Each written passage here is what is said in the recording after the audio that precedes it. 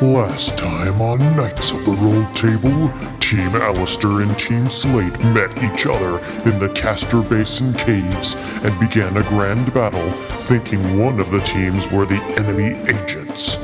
Biscuit and Jerik eventually convinced the rest of the team to stop fighting enough to ease tensions, realizing they were set up to destroy each other by the mysterious head knight known only as Longbow.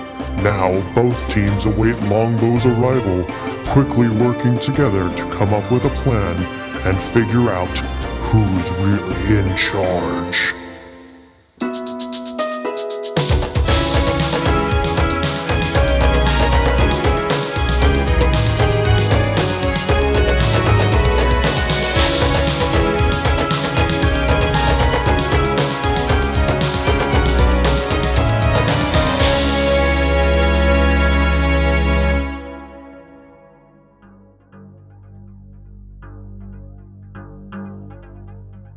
We begin in the cave where all 10 of the player characters are together, and we have just ended the battle harmoniously by agreeing to stop fighting each other and figure out what the heck is going on with this Longbow person.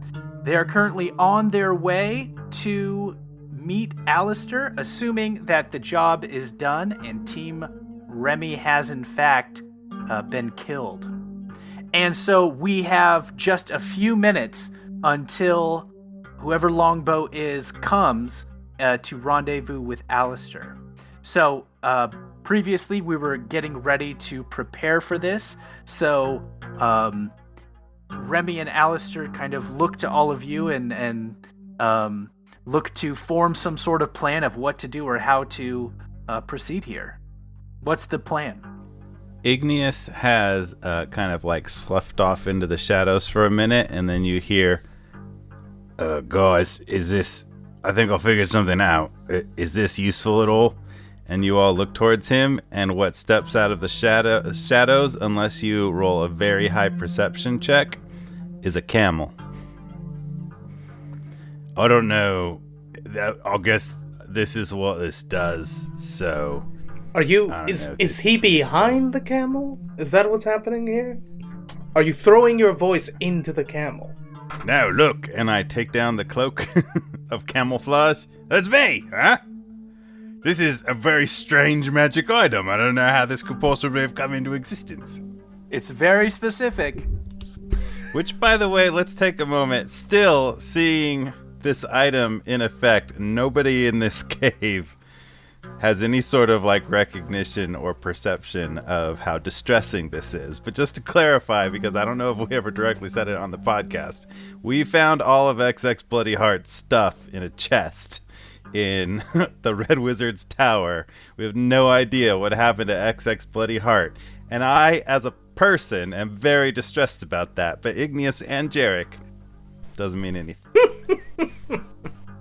You know, you really have to reflect on all of the items that are in this D&D world that you just pick up willy-nilly. What's their history? What's their story? Who has the helmet? Remy is holding the helmet, so... If somebody Remy, can I use the helmet? Sure. Here. So Jerik first activates his Cloak of Elven Kind, so it works, pulls it up, puts it on. Puts the helmet on top of it. Okay. And then uses his Mask of Many Faces Eldritch Invocation to activate Disguise Self, which is just an image of him not wearing the helmet. Okay. So basically he made the helmet invisible, but he's wearing it. You know, Jerik, Okay. I'm real proud of you that you at least didn't just turn yourself into a camel. But what's the plan with that? Well, it will work. He can tell who's lying, but if they're looking for the helmet or... They're not going to be able to tell that he's trying to they tell won't know they're that lying. it's in play.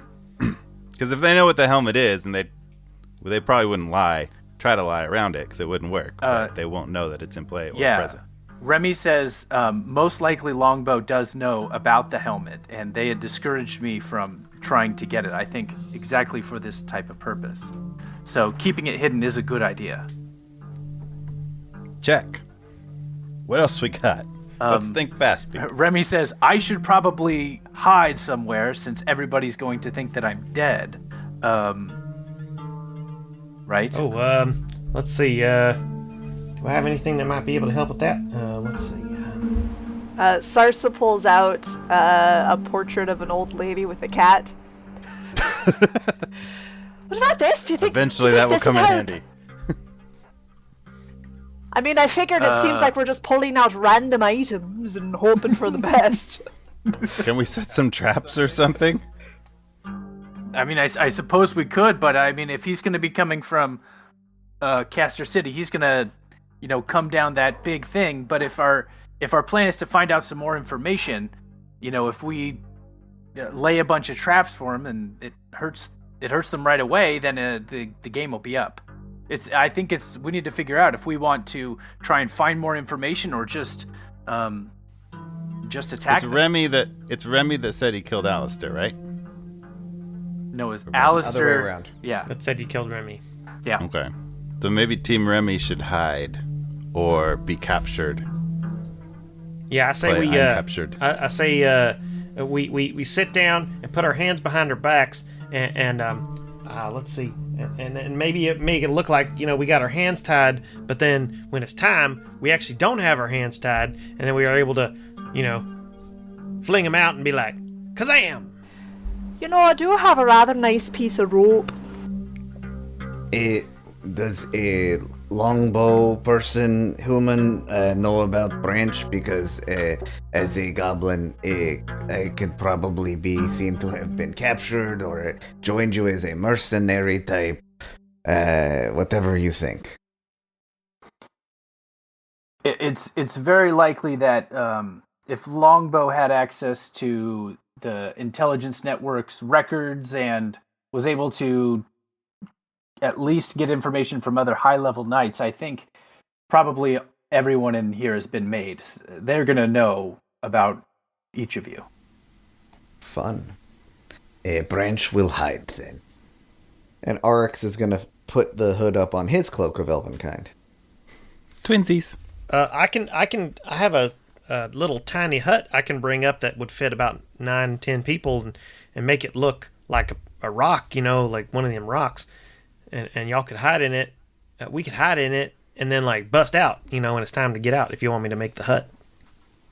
Yes. So Jerik and Sarsa and all need to go hide. That sounds like a good idea.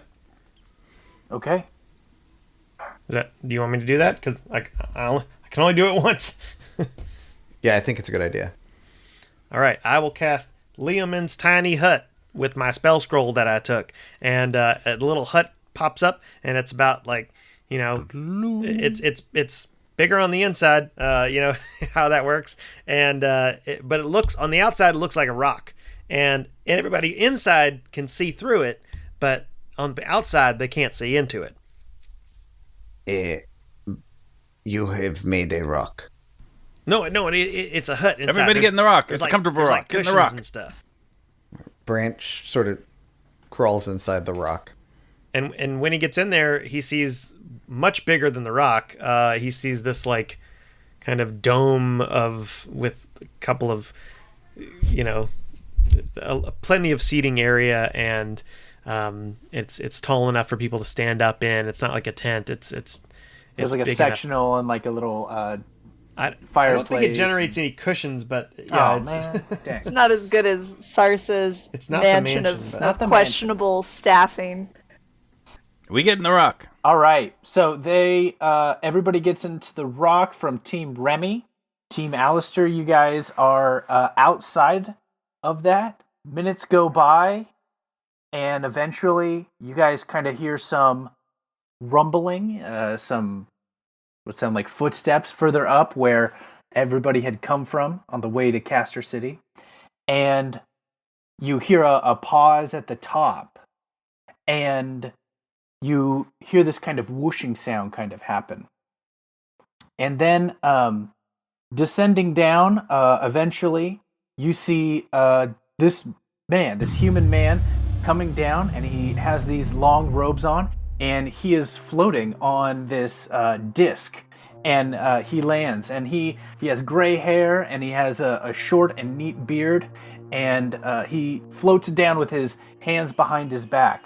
All of you from Castor City recognize this man as Principal Order Decius, who is the de facto leader of Castor City. That would be the Alistair crew.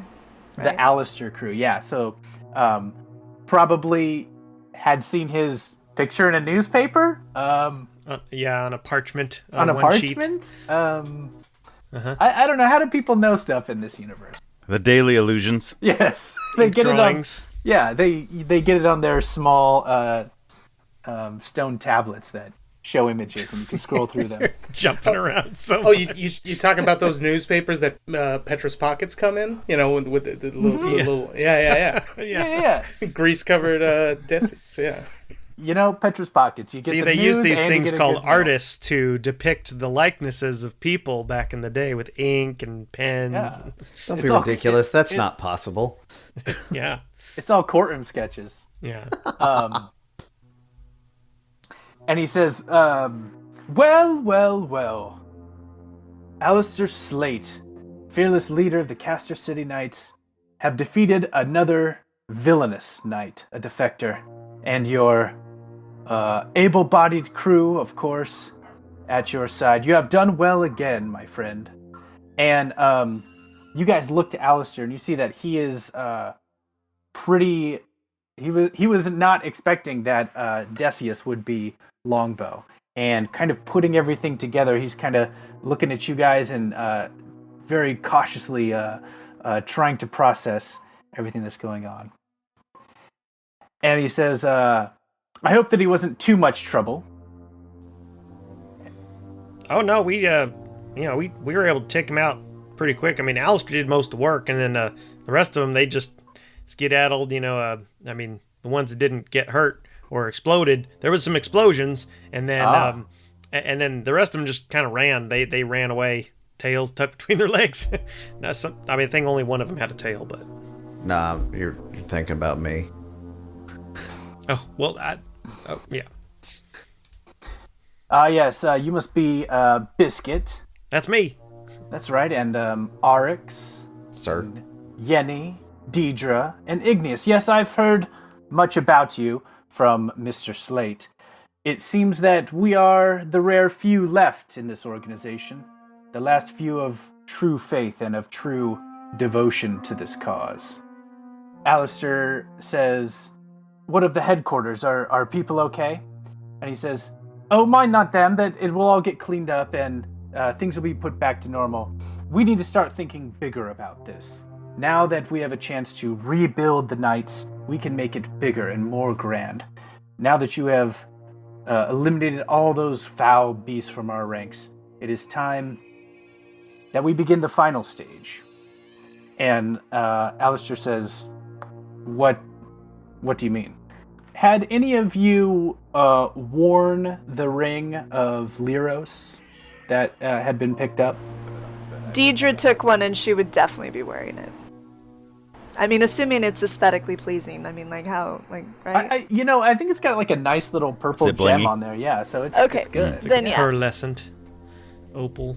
Ah, yes, Miss Selenka, I see that you also wear the ring of Lyros, and I knew that you would all come to see the truth of what was being prevented through these arrogant and controlling knights. They had to go, didn't they?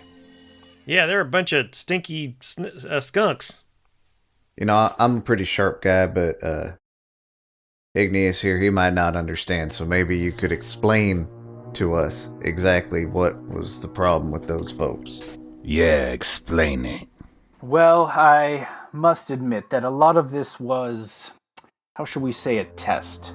I had to make sure that all of you were devoted to the cause, and perhaps some of the people dispatched were evil, yes, and perhaps they as well were confused about what was going on, but you have been selected. I've been watching your progress through Alistair for some time, and I believe that you're ready. Hey, Yes. Mr. Longbow, or sorry, I don't know what to call you. Principal Orator Decius. Principal ordered. Can I just call you POD? Hey, a POD. That's extremely disrespectful. Are there any other knights alive, like anywhere in the realms, or are we it? Besides the one that ran away. I mean, do you know that for sure? That ran away? Yeah, a couple of them ran away and they were hurt real bad. They're probably gonna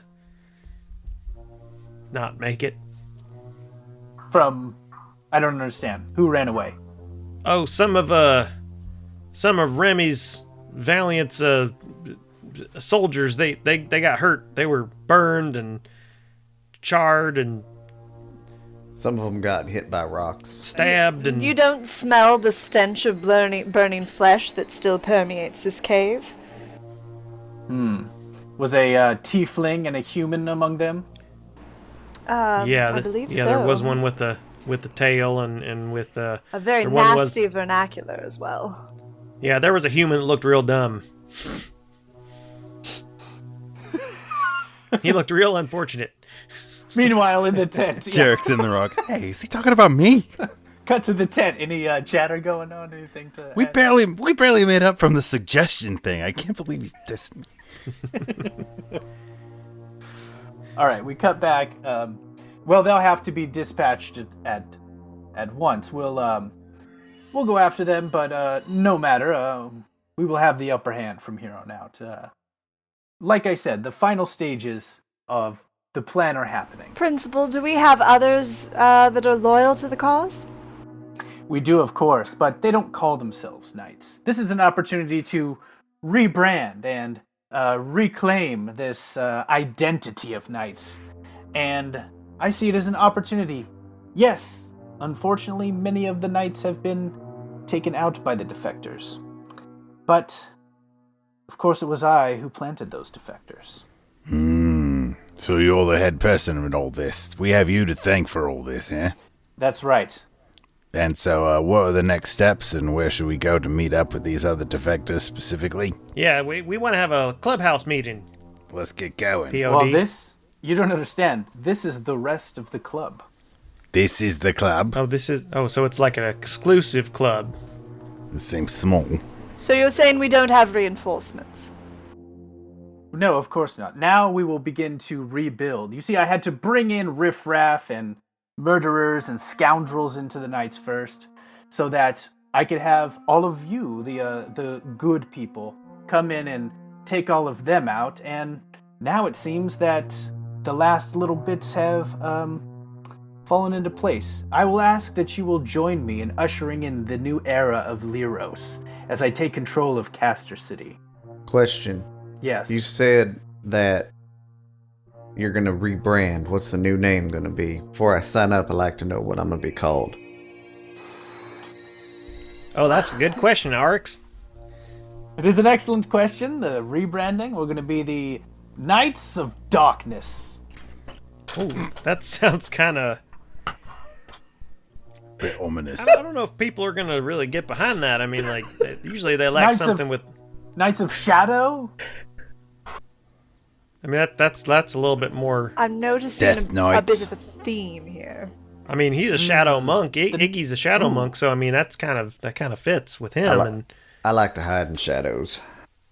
I knew that the right people had been selected. I kind of like sunlight, personally. I mean, can we do, like, Knights of Day and Shadow, maybe? Like, sunlight and shadow? Like a alternative thing? Maybe there's a day shift and a night shift? Alistair speaks up and says, "Wait, you've been playing me the whole time?" And he says, "Don't think of it that way, my boy. I was merely making sure that the assets I had acquired were up to the task. And now I will ask that you join me and become powerful beyond your wildest imaginations. What say you all?" I can imagine a lot. What do you mean? Yeah. Well, you know, ushering in the era of Lyros, where darkness and mystery return to the realm, and the forces of shadowy figures can come out from the night, and an eternal nighttime can reign over most of the realms. Well, now that's not going to be good for crops, and that's going to cause all sorts of problems there with food and agriculture, and animals are going to be real messed up. How are you going to deal with the logistics of all that? You're thinking too small. Once we ascend to demigod status, we won't need mere sustenance and food. We will transcend time and space. Hey, Pod, are you alone in this, or are there like others? Maybe like, this seems real otherworldly and like concrete kind of stuff, and usually that requires a little bit of like intimidation. Like, where's your bankroll coming from? I'm very glad that you asked. Oh, thank you. He says, go haul, and suddenly the entirety of the mountain begins to shake in a way that is completely jarring. Oh, and no. the side of... Cut to the rock. Uh-oh. Uh-oh. This is not good. This is bad. And out. And out. In the cave, the entire south side of the wall gets demolished down and opens up into the massive channel that the other team had seen before being dug into these mountains. And Team Alistair sees this giant genie with red flesh and floating on a cloud of black smoke is using his giant hands to crush down part of this. He lets out a bellowing laugh. Yes, it is I, Gohol the Brutal. Whoa. So you can see I have aligned powerful allies. And when I ask you to join me, it is more of a demand? Right. So, Yes. like, one of those, if we don't join you, then we're against you, and then he's gonna have a groundhog slapping party, and we're the groundhogs. That's exactly right. And, a groundhog slapping party. the old groundhog slapping Well, party. it's something we used to do back in the Gnome Hills. We used to these little groundhogs, and you slap them up and you slap them down really hard before they go back in their holes. Yeah, I was real went to a fun. liberal arts college. I know. He says, "Silence, fools! Sorry. Don't you understand? I'm giving my big bad guy speech. Oh, yeah. Now, will you join me in ushering in this era of darkness and assuring that we continue to move up the ranks in the Platinum Syndicate?" The what now? The platinum what? The Platinum Syndicate. That's the whole point of this. I'm securing my field here. I'm gonna need you to enlighten us a little bit more about this Platinum Syndicate. I mean, if there's a club, I want to know what the membership benefits are. Well, it's less of a club, but rather a Fortnite Battle Royale wherein... Sorry, what? It takes Where- place every 2 weeks. wherein the one with the most, who conquers the most land and takes out the most other bad guys, becomes supreme bad guy. It's an agreement among all bad guys. Right? Did you just self-identify as bad guy? I mean bad in the cool way, like, I'm a bad guy. Yeah, right. Okay. I'm And picking up what you're throwing down. Is this Platinum Syndicate, are they in some way related to this Lyros goddess person? Well, my hope is that by destroying Castor City with a onslaught of massive ancient sandworms, that the god Lyros will look favorably upon me and ascend me as his champion. Thus, Oh, and then you'll be the ultimate bad guy. Now you're following. Right. Okay. I get it now. Okay. You're making a power play, and you got this big red guy. Hey, what's up, man? And you think you're gonna turn into a demigod? Okay. All right. Can we cut to the rock? Yeah. Cut to the rock. All right, so everybody in the rock has recently been killed by this genie that emerged. Why are you holding your knees? I don't see that we would expect for it to not occur again. Your breathing is shallow, Jerik. All right, well, There are twice as many fighter people who can fight the genie now. Maybe that would help. I think it's worth pointing out that I was the last one to die last time, so I saw all of you go down. I'm not exactly in a hurry to repeat that. Is there some way we could get him out of the equation? I will cast heroism on Sarsa and Jerik and Branch. I'm going to cast... This is weird. I'm going to cast Aid on Carver and Sarsa and Deleth, which also gives you 5 additional hit points. Ooh. Are those 2 different names for the same spell? It doesn't matter. They're different, so they stack. All right, everybody. Oh, you're also immune to being frightened. That's probably good. What are the elements of casting that spell? Do you need to say something or do gestures? Yeah, Carver's gonna whisper like, and the little, it wasn't crabs. What did I say last time? I forget. The little crawdads. No. Some things the scarab beetles. Beetles, yeah, beetles come out and they just sit on the shoulder of those 3 people. And the hut doesn't provide magical stealth protections. Decius looks over towards the tent and says, I know we have powerful casters here, but there's no need to hide any longer. If you're hiding something from me, you may as well let it out now. We're not hiding anything. Oh, yes. What happened? Some cantrip of illusion over here, and he gestures towards where the hut is. Dierdre, as best as she can, while the attention is on that, is going to attempt to kind of slink in the shadows so she can be poised to strike. You do so, and you kind of go away, but at this point, because the half of the cave wall is completely open, Gohal could probably see you doing that stuff. How hidden you are, maybe from Decius you would be, but you make your best effort. All right, well, we're just going to have to do it. Jerik walks out of the rock. Hey, it's one of them guys that we fought. They were hiding here. I thought they ran away. Stop there, thief. And I kind of look at him and I'm like, wink. Biscuit, I know that you don't know me, but I'm not an idiot. Everybody come out. Branch goes ahead and comes out. Very curious, and he looks at Gohal, and Gohal, seeing all of the other people that he had already killed come out, kind of looks back and goes, Hey, Gohal, how you doing? You screwed up before. We're fine. How you feel about that? It was merely practice for my blade. I suppose it is time to finish the job.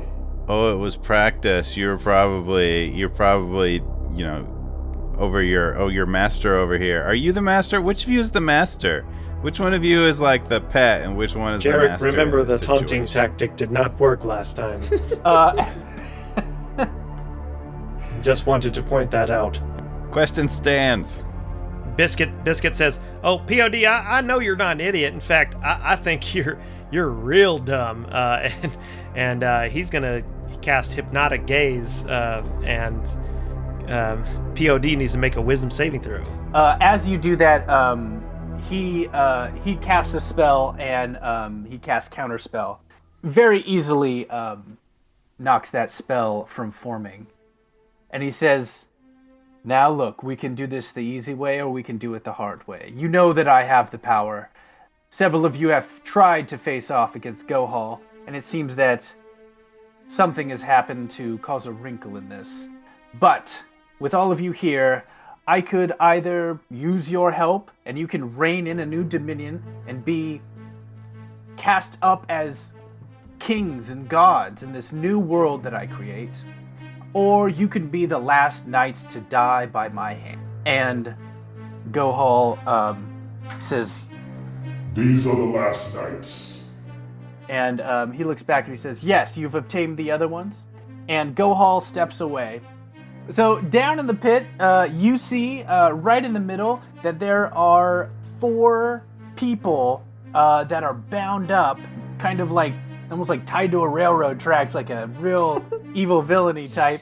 Does Gohal twirl his mustache? Yes. Yahoo! There is a man, there's a woman, a young woman, and then a very strapping young man down there. And as the different groups of you look down, you guys, some of you, remember Kavin and Sora and Sindel are there. And the other group of you recognize Cass Ailhart down there. So let's see who's in this room right now. We got Sarsa and Dierdre, Jerik and Igneous, Branch and Carver, Aryx and who is Chris? Biscuit, and then we got Branch and Aryx, and then we got Deleth and Yenni, and then we got Sindel and Sora and Kavin and Principal Order Decius, and we got Cass, and we got Gohal, and we got Remy and Alistair. That's all. Jerik, It's a small cast of characters.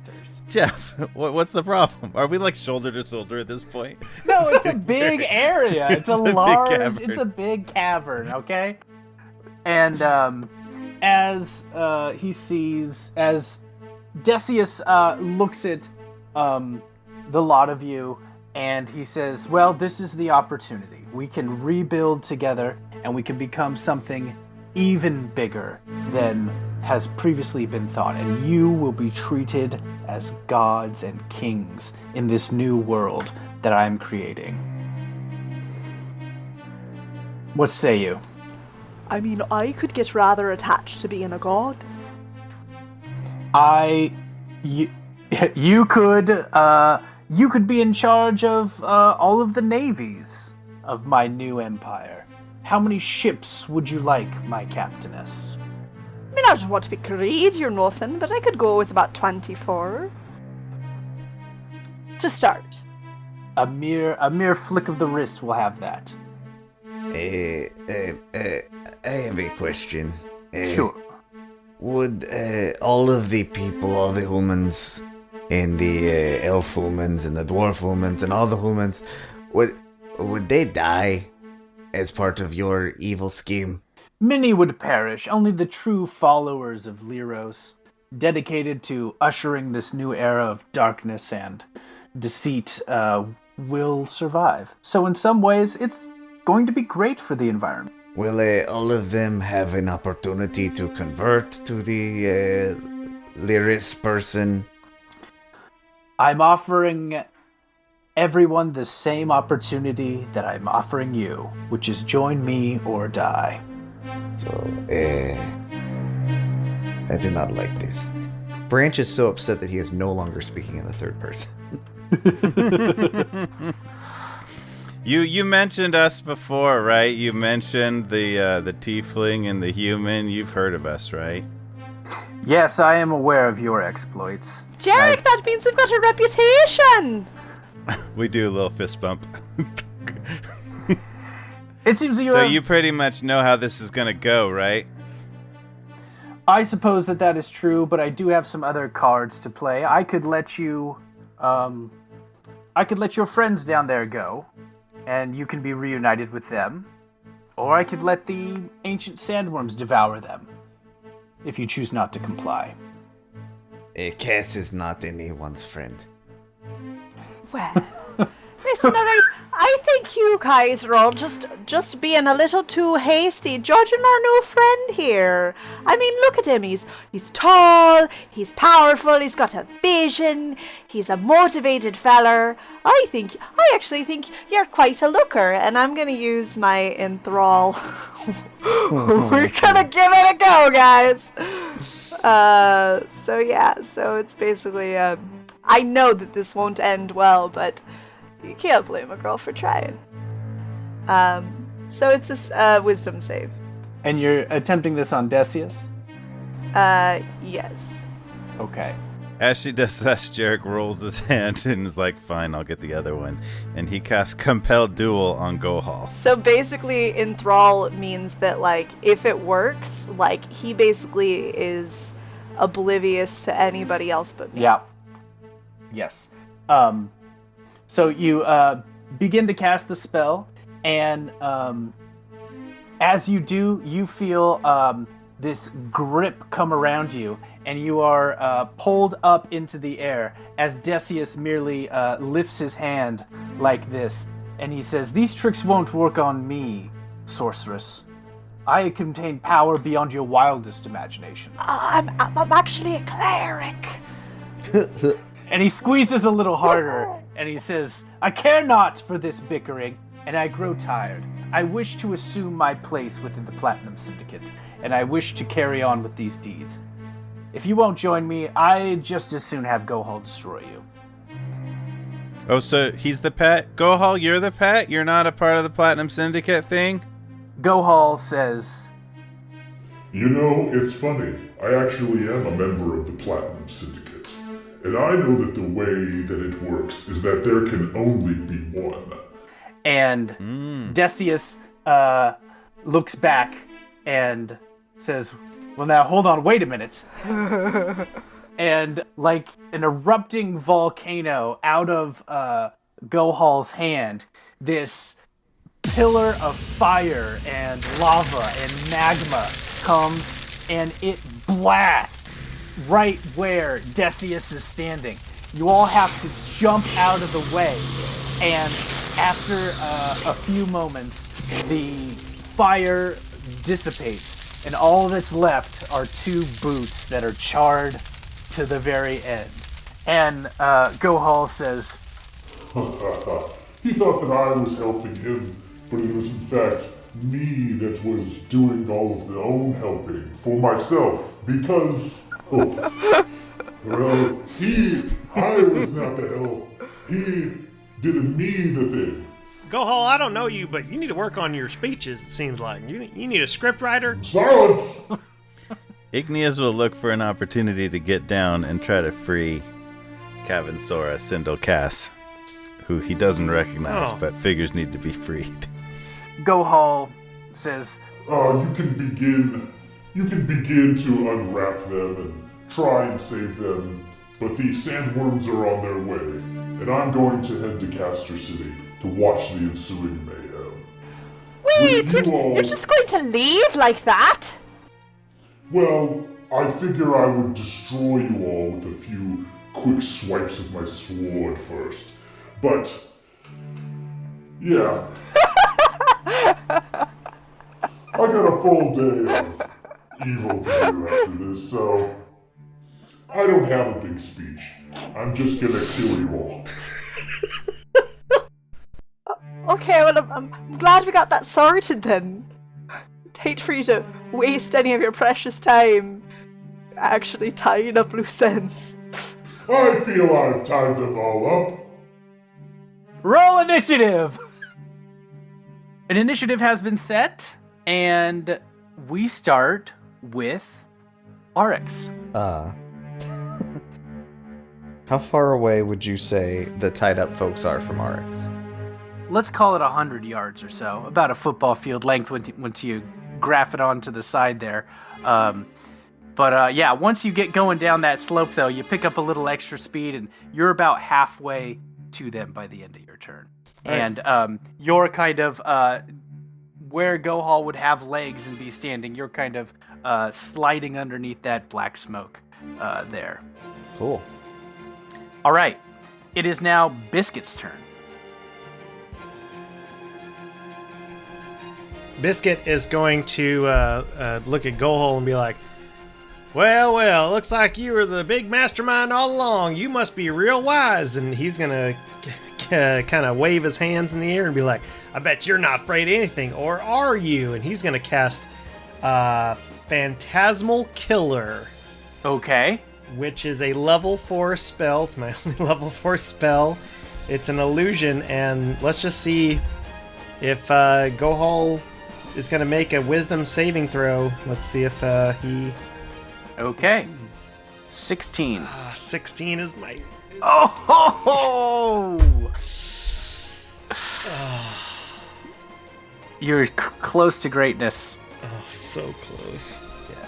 So that was my big shot, and it did not work. I don't think I have any bonus action spells. I mean, in a flashback, we cut to right before we entered the tent, and you just see Branch kind of like pat Biscuit on the back, and he cast guidance, and no one knew that it's true. Yeah. Oh, What wow. does guidance do? It's just, isn't that just ability checks or something? Yeah, it wouldn't actually. Yeah, help. so That doesn't actually help me. wouldn't actually help. All right. Well, I'm just gonna say, all right. And go You home. are laughs. real wise. Cool. Poor Biscuit. And Biscuit slowly backs away, just one step. He's not very fast, just kind of like, cool, nice. Lots Okay. of power. All right. It is going to be Remy's turn now. Not a ton for him to do at this point, but he is going to... He draws his sword and he comes up to the very edge of the cliff to where he is within range of Gohal, and he is going to swing his sword twice, and he misses one, but the other one does land. Yeah, Remy. First blood is drawn, and he slices at his arm, and a bit of fire and ash kind of comes out of Gohal's skin as the wound hits there, and it is now going to be Deleth's turn. I've got the mobile feat, which means I'm extra speedy and my dash ignores any difficult terrain. So I would like to dash towards the people that need our help as quickly as possible. I figure Okay. the more the merrier against this guy. Absolutely. All right, very good. So that happens, and you're on your way.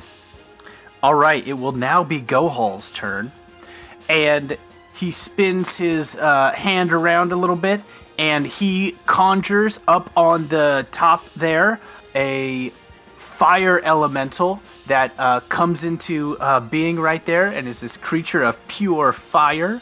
Is that a spell? It is a spell. Counterspell. All right, so he begins to swirl his hand and all that. Just as the pieces of the elemental are coming together, you cast Counterspell, and it reverses and it just dissipates. Ed, how's it feel, jerkwad? He pulls out his giant scimitar, and it lights on fire. And he says, So be it. and it is now Diedre's turn. Alright, well then I'm gonna stab a genie. Stab him! See what happens. So, do I get my advantage? Because I was attempting to hide myself. You'll get the flank, so you'll get the sneak attack damage bonus So- if it lands. Yeah, for sure. So that's a 25 and an 18. Does a 25 hit? A 25 hits. Nope. So that's going to be 12 damage. So I do that damage, and then I'm going to use my cunning action to attempt to disengage and move myself away from him. Me. Step. It is Carver's turn. All right, Carver cannot do much, but does the giant genie look like he weighs more than 500 pounds?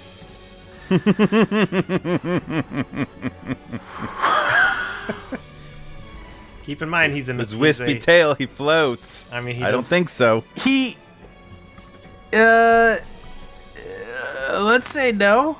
I'm What? not Why? sure. What are you thinking? Well, I was gonna try to levitate him, but he's kind of already levitating, I guess. So He's kind of already levitating. Yeah. So I don't know if that would really. It would just make him float Super annoy more. him. You could stick him to the ground. I'll cast a bonus action. I'll cast Branding Smite. okay. So the next time I hit, it'll maybe hit him with radiant damage, and then I will attack him with my knife. It's gonna, I'll just, go up and slice at his foot. His cloud. I'll stab underneath his waistband. His essence. Oh. All right, go for it. That's probably gonna miss. I rolled a 2 plus 9, which is 11. So That's gonna miss. Yeah. Okay, Carver has a second attack. He rolls a 19. Hits. All right, that's gonna be 11 points of that would be slashing damage. All right. Awesome. But Chisel comes out, and he's gonna They are gonna attack with force damage. All right. Force empowered rend. Yes. 17. Okay, then it hits. Yeah, Chisel. Go Chisel. Go Chisel. 9 points of force damage. Hey, that's not nothing. It is something. And then Chisel goes zzz, and kind of zooms away. Okay, it is Igneous' turn. Okay, so something interesting about Igneous. In his most recent level up, he, pondering his connection to the Phoenix and the powers of light, became a cleric of the light. So he took some light, cleric of the light spells, which allows him some things. What's further interesting about that is the deity that he worships, probably unbeknownst to him, is within Sindel, who is tied up down there in the pit. But he never really saw Sindel. He left the Fire Realm before 8-year-old Sindel came back, so he missed that whole 15-year period where she was the Phoenix and all of that. And so he has no idea, but his deity is in this cave in his fight. I don't know if he feels particularly inspired by that, but one thing he knows is bless. So he's going to use his action to cast bless on himself. And we'll say Aryx and Yenni, because Dierdre already went. That's going to add a d4 to any saving throw or attack roll while he is able to concentrate for the next minute. Actually, as you cast that bless spell, for whatever reason, the energy that you channel that normally seems like it's kind of distant, and it's you're really having to kind of pull that energy out of the ether. For whatever reason, it sort of explodes out and has this massive energy to it. And as it does, it's actually going to affect everybody within range of you right now. So snap. Everybody is going to get that effect. So remind us what that effect is. So everybody on any attack or any saving throw, you add 1d4. To the 1 minute attack while or I to concentrate. the damage? To the attack roll. So back to Igneous. That bless that's supposed to affect 3 people affects everybody, and he feels that. He's like, whoa, oh no, that was a lot. And as a bonus action, Igneous will, he can, as a bonus, take the dodge action, which is called patient defense for the monk. So he is in dodge mode. And All that's right. the end of Igneous' turn. Very good. It is now Sarsa's turn. All right. Well, knowing now that Sarsa can feel this incredible energy coursing through her body, she's going to say, I'm a god! And run up.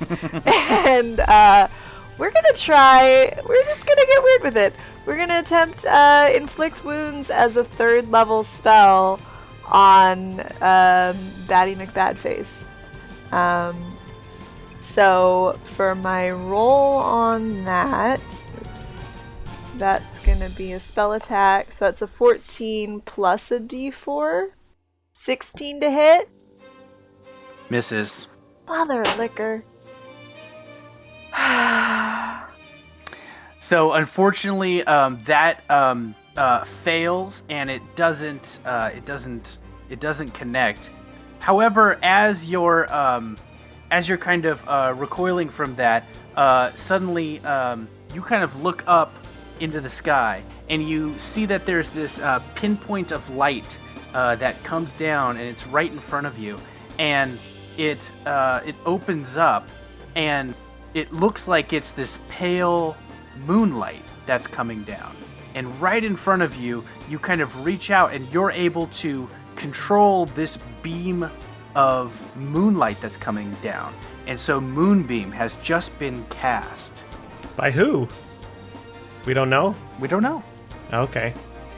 But Sarsa, Deus Ex Machina. you Deus feel Ex Saloon. you feel this this moon beam come down. So you now have the spell Moonbeam is now cast. Cool. If you wanna look Shove that it on him, and let me do some looking up of that because I don't have that on my spell list. So Moonbeam's basically a con save. It's concentration, so does that mean that I'm concentrating on it now?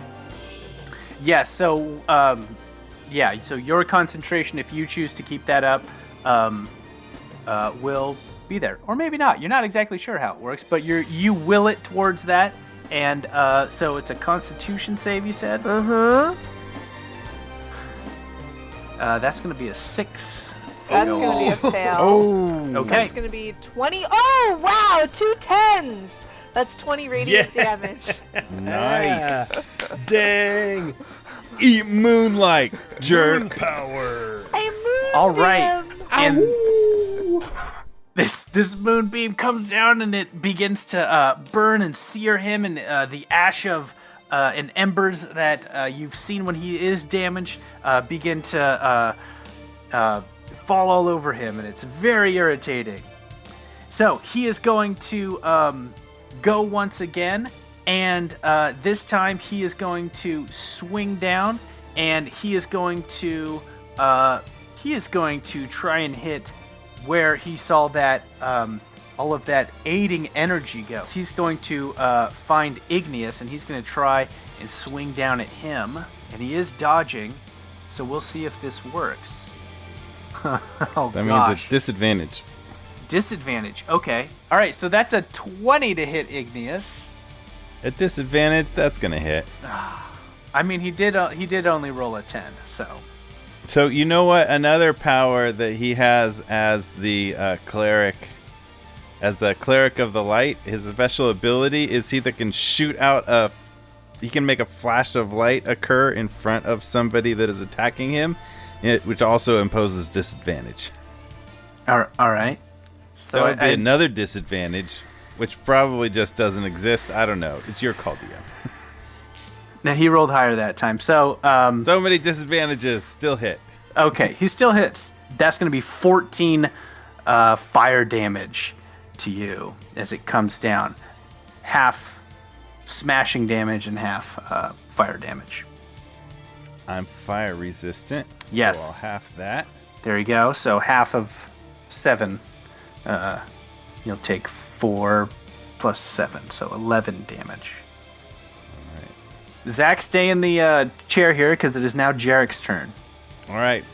Jerik's just going to run up and attack him. He probably has some sort of bonus action he can do. He will cast Shield of Faith on Sarsa, increasing her AC by 2. Concentration up to 10 minutes. Sarsa, add 2 to your AC, and then he will hit this guy. All right, attack number 1.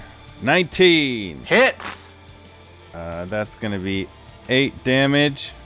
And I guess I'll smite at 2nd level for another 2d8.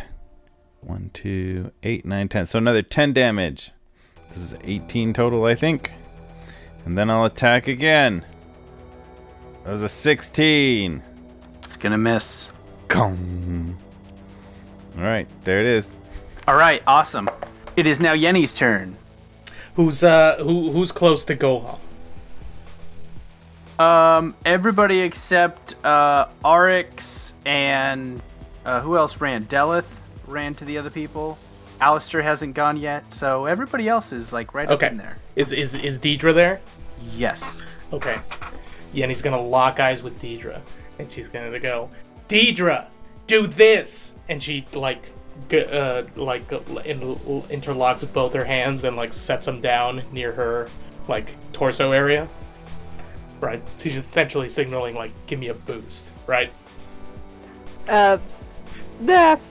Dierdre, gets the hint and is like, all right then. Awesome. So Yenni's gonna rage, and she's gonna go with a reckless attack by running up, taking the boost off of Dierdre, and then kind of like Matthew McConaughey in the movie Reign of Fire, just jumping up with the axe overhead and just like, yeah, right at the all right. Gohan. Do it. So, advantage on this one because it's so reckless. Extremely reckless. So reckless. And then we get a +4 from the other thing. That's a 22, baby! That's gonna hit.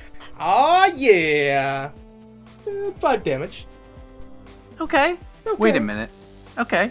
5 damage. You managed to do that slice, and it's a big hit, and it was quite acrobatic and beautiful.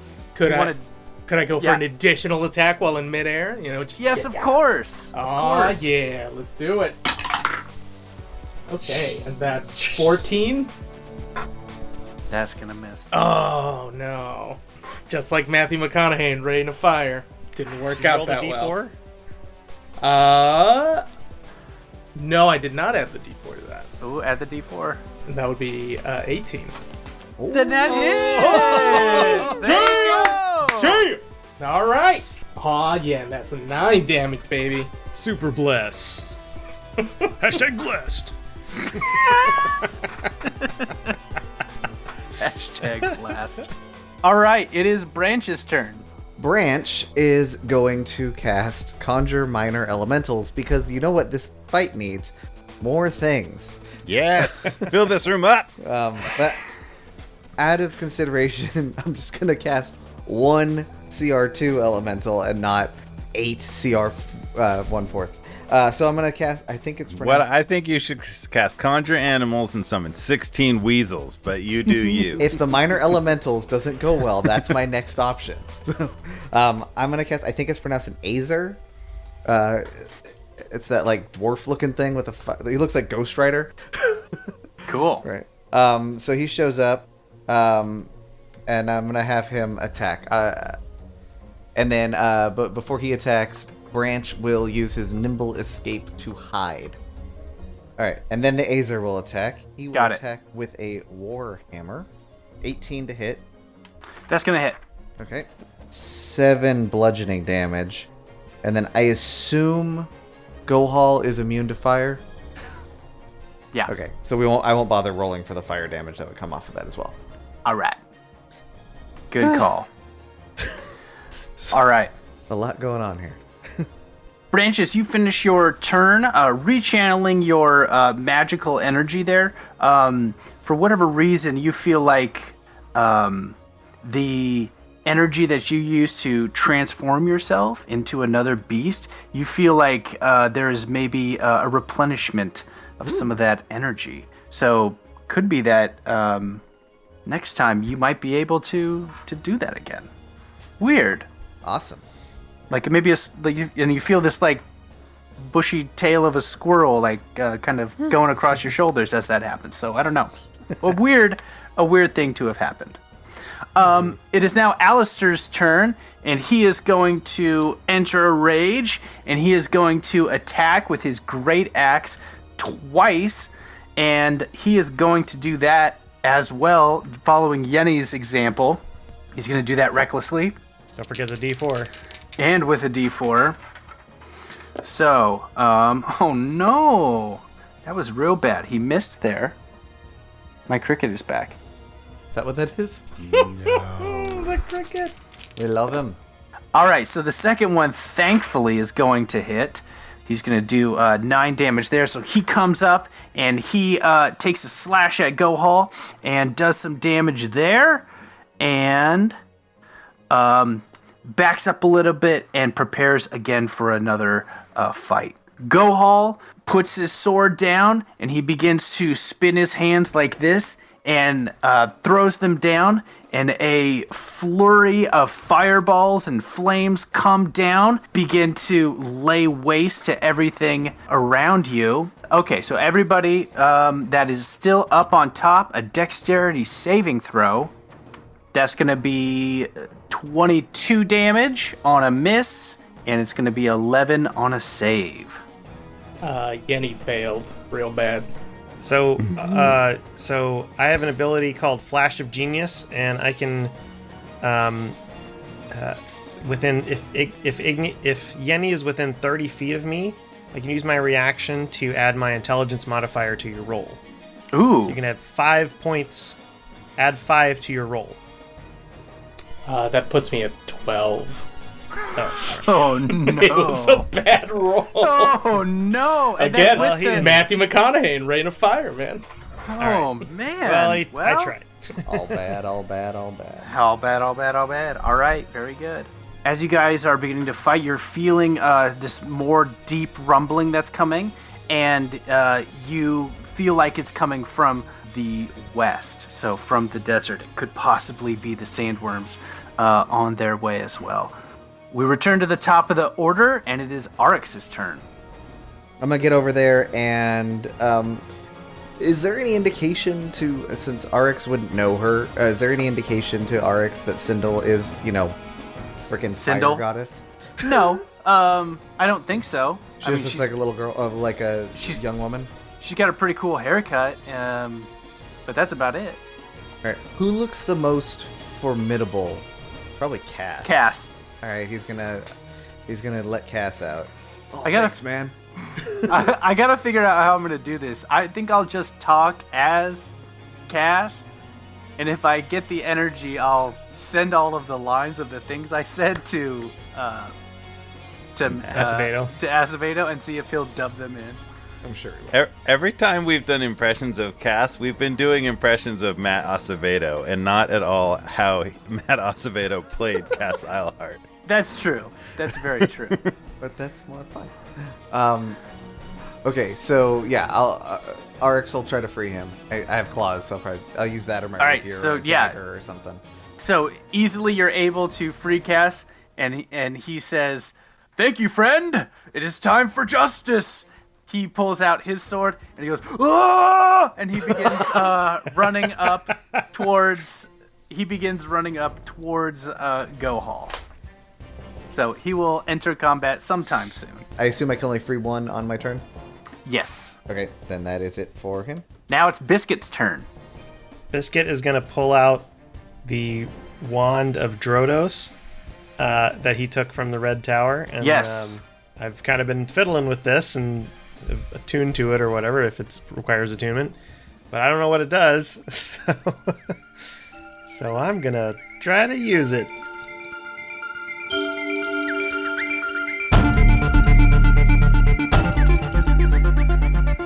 Hello, listeners of the Rolled Table. This is Jeff, your DM for Season 4, the last time I'm going to be talking to you guys here in this break for this season, as we have arrived at the season finale, and how exciting it is halfway through the sensational ending to this season. I don't normally do this, but I want to give a big shout out and thanks to our players, Zach, Matt, Chris, Jen, Carlos. A big thanks to them for stepping up and allowing me to take them on this journey. It was a lot of fun, and thank you, of course, for listening along. At the end of announcements, I'm going to give a little bit of a preview of what's coming in the Knights of the Rolled Table stream, so stick around for that. I want to give another shout out to Matt Acevedo, helping us out earlier in the season. He was our guest. You can follow him on Instagram and Twitter. It's at the Matt Acevedo, Acevedo. It's time to spotlight another game store, and this week it's TC's Rockets in San Diego. It's a newer comic book and game shop in the Allied Gardens Grantville area here in San Diego. They have a really big game room. They're catering to the tabletop role-playing game, so a good place for you to check out now that we're able to kind of go out into stores and restaurants and out into the world again. Check them out, tcsrockets.com. You can tell us about your local game store or bookstore on our Twitter. It's at Rolled Table. We're still doing lots of fun stuff on Clubhouse. It's an app that you can download and join in, listen in on live talks going on throughout the world. And we're in the D&D Clubhouse. We're on Tuesdays at 8 p.m. and we always have special guests. Come and check us out there on the Clubhouse app. You can support us by leaving that rating and that review on whatever service you're using. We'd really appreciate that rating and that review. Our Instagram and Twitter is at Rolled Table. Come give us a shout. Tell us what's up. Check out what we're sharing. The best way to talk to us directly is on our Discord server. Jump onto Discord, search for Knights of the Rolled Table. It's a really fun place to chat and hang out and see what's going on. Some of the combat music from this episode is from Weston Gardner. You can find him at his Patreon, Arcane Anthems. And all the characters and the maps and the illustrations are done by Chris Daly and his Patreon, Dungeon Heads. Check out his art and support him on Patreon, Dungeon Heads on Patreon, on Twitter, and Instagram.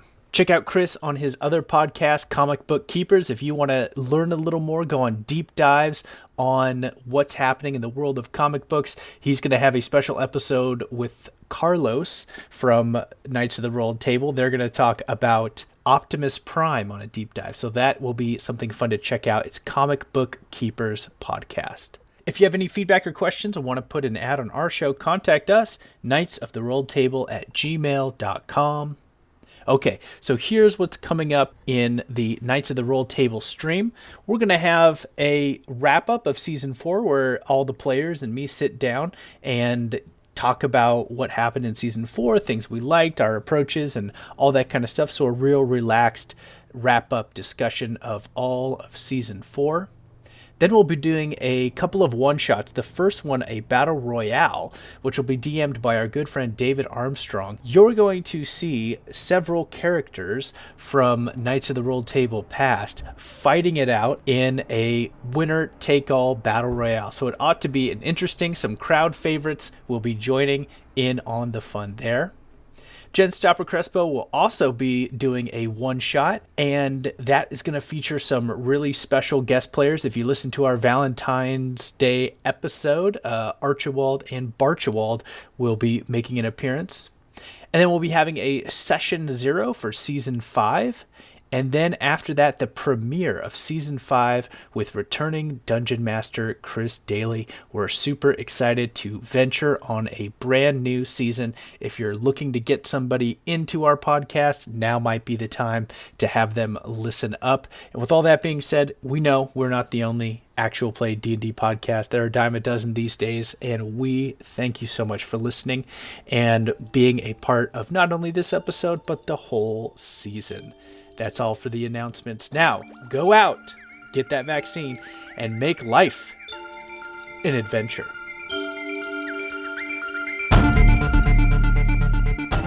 Desperate times. So you produce the staff, and as you attune to it, it begins to crackle with this electrical energy. You knew when you attuned it that it was a super powerful item. Woo. There are a few options for things that you can do. Biscuit's just laughing. All right, I'm just gonna cast for now. Like, that's my first thing. Like, all right, let's see what this does. Hiya! And he will cast Thunder Strike. So a crack of thunder, super loud, 300 feet, and he has to make a con save. Okay, that is not one of his saving throws, so potential goodness here. He rolled a 10. Oh, that fails! He is stunned until the end of my next turn. Oh, woohoo! My goodness. So this bolt, this advantages crack, on attacks. This crack of energy lights out, and it like clears. You can see a clear path of where this energy struck, and it deafens almost all of you. And as you all kind of wince from the pain and gain your vision back, you see that Gohal is convulsing with this electrical energy as it's gripped him, and all of you feel like an opening has been had as he is completely stunned from this. Igneous, look what I did! I did that thing you do. I stunned him. Good job, little guy.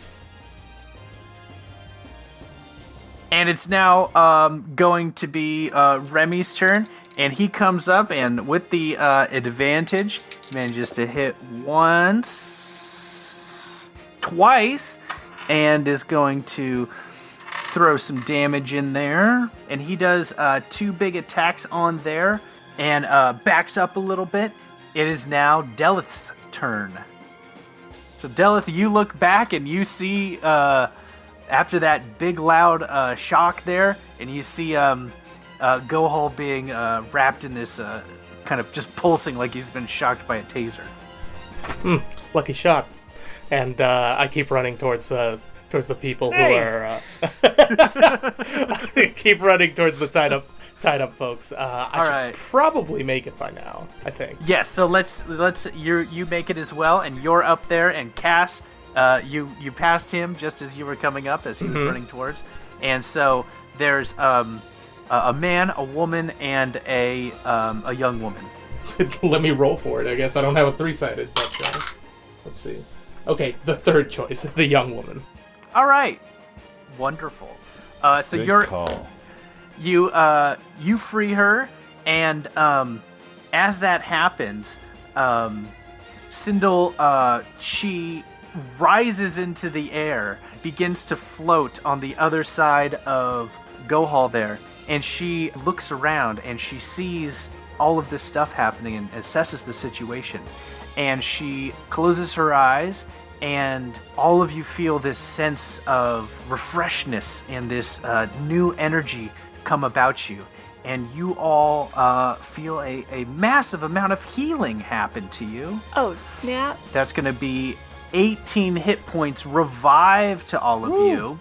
Yeah! And I want to give spellcasters back a little bit of your spell casting ability. You can take back one of your highest level slots, or if you want to split that and get two low level slots. Yeah, so however the math works out, you regain one slot of your highest level. And Sindel has entered the fight as well. My name's Deleth! I yell at her. She says, "Thank you," and says, "I'm Sindel." I should have rescued her first. It feels wrong for me to voice her. She sounds like Jerik. Okay. I am not gonna. She's kind of excited. Yeah, She's actually excited. Amped up wow. Jerik. Well, okay. I'm gonna get this. All right, great. So now we're gonna be at Gohal's turn, but he is in shock. Does he roll for anything? That's just the whole time until your next turn, right? He's stunned. Yeah. Boom, baby. He's the condition of stunned, so I don't think he can do any. I don't think he can do anything. No, I think that you're right. And it is Diedre's turn. I mean, let's be honest. She's got one thing that she does, so she gonna run up and stab. And since he's stunned, I mean, I don't even really need to worry about. I'm just gonna get that sweet advantage. So you're gonna find that sweet spot. Yep. Yes. That's a 15 to hit. Oh. Sorry, guys. Unfortunately, as you're coming up, you try and land a good hit, but he is still moving a little bit, and you just miss. Poop-a-doop. It is now Carver's turn. As you're beginning to prepare your next attack, you kind of get this, you kind of hear this strange sound, or you get this weird feeling, and you kind of hear from up in the tunnels, you kind of hear this, and these two other constructs come up and they hover right beside you, and then they lower themselves down next to you, and they say, "Designation WF61119. We have come to aid you. Compliance, where did you come from? You have summoned us. We have come to fight again, alongside each other, this time for good." Let's do this. You notice that they are built, unlike other, if you've ever, we know that you had seen another construct in your backstory, but oddly enough, these ones look a lot like you. They look like they were constructed in the same design, or in the same, maybe by the same person as you. Ooh. Okay.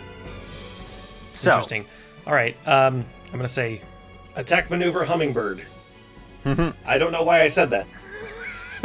he's gonna flank left, and one of them's gonna flank right, and one of them's gonna jump up the middle, like jumping on the shoulders of the other two, and they're gonna like almost like they've rehearsed it, but there's no way Carver could have known that.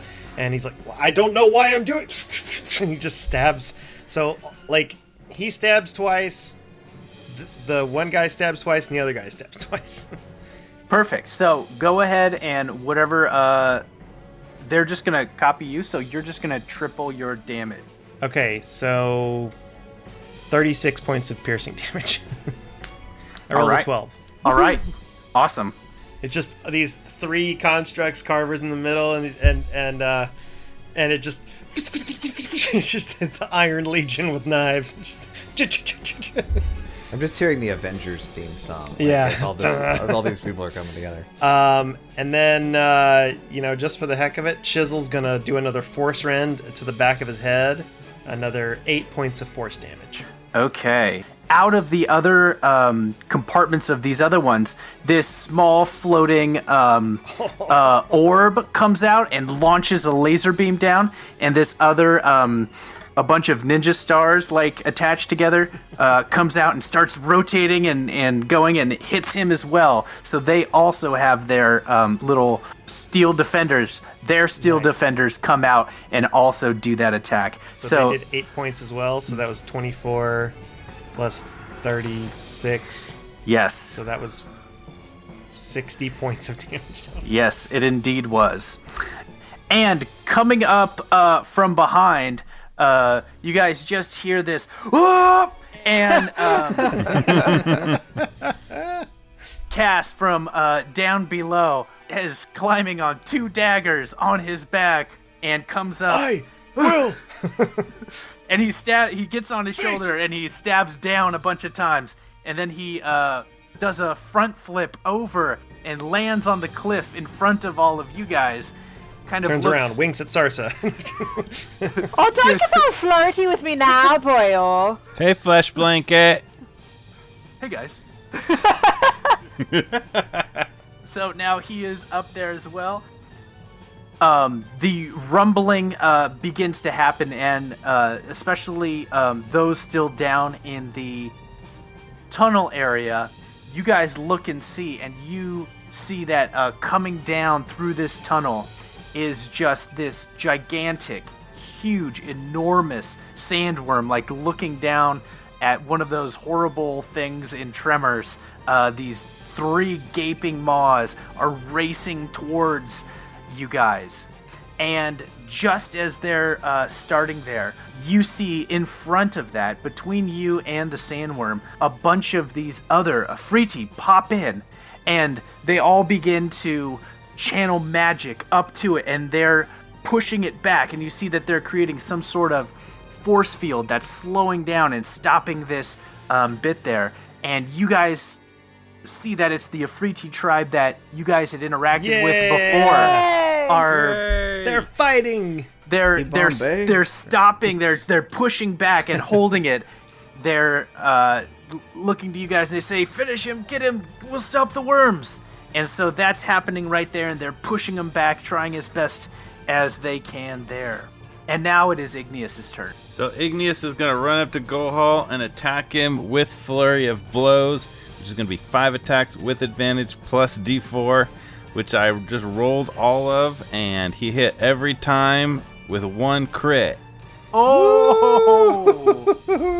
Holy macaroni. Oh, man. So that What about your puka? Did you get those key points back? I will roll that for a puka. Nope, no key points were returned. You could try to stunning strike him and he could just still be stunned. I could. You'd be double stunned. He would be stunned until the end of my turn, which is worthwhile. Since Chris mentioned it, I will try to stunning strike. Hey. Target must succeed on a Constitution saving throw or be stunned until the end of the next turn. All right, let me do that. 11. Ooh, fail. Stunned until the end of Igneous' turn. Stun locked. Okay. Stun is the winner of this fight. Okay. All right. +9, +9, +5 equals, that's 57 points of damage.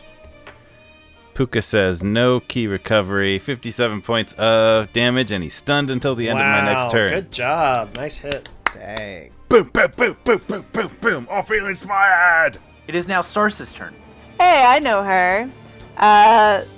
So right now we've got all the Afriti touched helping out with the sandworms, and we've got what's his face? Is he still stunned? Mm-hmm. Dope. So that means I get advantage. Alright, I'm gonna now, as a level 4 spell, I'm gonna attempt, and I still get my +4, right? I'm gonna try it again! I'm gonna inflict wounds as a level 4 spell. And we're gonna see what happens with that. So, pray for me, y'all. 26 and a 9. So we're gonna go with that 26 plus a d4 is gonna be, I don't know, that's a 4, so that's 30 to hit. Do I hit? Yes, indeed you do. Oh, good God! Thank goodness. Okay, let me do some. Finally. Let me do some math here. I have been trying to get this thing to land like this whole freaking campaign. So Inflict wounds is no 3d10 plus I get a d10 for each level above, like second level or higher. So that's gonna be 3, 4, 5, 6. So 6d10 is what I'm gonna be rolling on this one. Jeez, I don't recall Sarsa ever having an inflict wounds work. No. This might be the first. This is literally the first time, you guys. I'm so excited. And that's going to be 42 damage. Damn. Necrotic damage. And if I can just spank him on the tushy when I do it, too. Like, should have flirted with me when you had the chance there, boyo. 42 damage. 42 damage. Sucker! Finally, an inflict wounds paid off. He had to be like throned on the floor for it to happen. But... And you still have control of the moonbeam. Oh, yeah. Oh, that's right. I forgot about that. That just continues to do damage. So we had 42, and then on that it's gonna be 2d10. That's gonna be 6 damage. Not as impressive as last time. That's a total of 48 damage, right? Dang. Whew. She was just biding her time. She needed the buzz to kick in. I'm better when I'm drinking. Well, now you have your alchemy flask. I know, but I'm scared to take it out right now. I don't want nothing to happen to it. It is now Jerik's turn. He's still alive? Jerik is still kicking. No, not Jerik. I'm talking about the dude, bro. Both of us are still alive. He has 7,000 hit points. Whoa. Yes. Jerik will use a bonus action to apply Hex Blade's Curse and then attack twice with advantage plus d4. Here we go. 21 for the first attack, 25 with the d6. So that will be 10 damage on the first attack. And then he will attack again with advantage. That is with a d4, 26 to hit. It's going to hit. And that will be 9, 10, 11, 12 damage. And he's going to smite once again. Ooh, rolled an 8 and a 4. So that's a total of 24 damage on the second strike and 10 on the first. So a total of 34 damage to go haul this turn. All right, it burns and it sears, and you guys are really chipping away here. Jerik's feeling more optimistic, slightly less unfortunate. Jerik the optimistic. Has a nice ring to it. Let's have it be Yenni's turn. All right. Yenni. Well, Yenni, on the brink of unconsciousness, gets revitalized by what was Sindel's spell? What was cast there? Magic. Just like mass healing. Oh, okay. Got it. Healing lots. Fire healing. Got it. And sort of reinvigorated, and again finding herself still attached to Gohal's torso. Yep. I think in a very sort of like urge to kill, like falling, and then urge to kill rising, and now she like goes and starts slamming her axe on him again. I'm wondering if you had a metal object lodged in and that you were hanging into, would that then the electricity would arc to you, or did you have something with well, the battle axe I'm holding is definitely metallic, so Yeah, I mean, you probably took a little of that shock, but that's all right. Sure. Well, it maybe made that extra strong for you. Like, whoa! Right, very reinvigorated. Yeah. So the first hit is 21. That's gonna hit. Awesome. And that's going to be... And that's 5 damage for that first hit. And then a second swing. And that's going to be... 16? Does a 16 hit? It does not. Oh, man. Okay, so just... Did you add D4? Yes, in this one I did, yeah. All right, so good hit from Yenni. That means it's going to take us to Branch. All right. Branch is going to look at the Aether and say, I will be a bear for a while. You keep killing the big red thing. and then he's going to turn into a cave bear. All right. And he's gonna attack Gohal. I love General Branch. You do this, and I will do this. Okay. Good talk, army. 26 to hit. It's going to hit. It is a 12 damage. And then to bite is going to miss. I already used my bonus. So yeah, that's it for him. And then the Aether will go. Okay. And he will swing his Warhammer.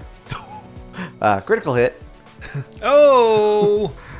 11 plus 3. 14 damage. Aether smash. Aether smash indeed. So, it is now Alistair's turn, and he is still raging, and he goes off on him once again, seeing the opportunity there, and he lands one huge hit on him, and then on the second one, he lands a critical hit, and lodges it in super deep, and twists his axe as it goes, and he pulls it out, and a big chunk of ash and cinders comes out, and dissipates away. So a big hit there.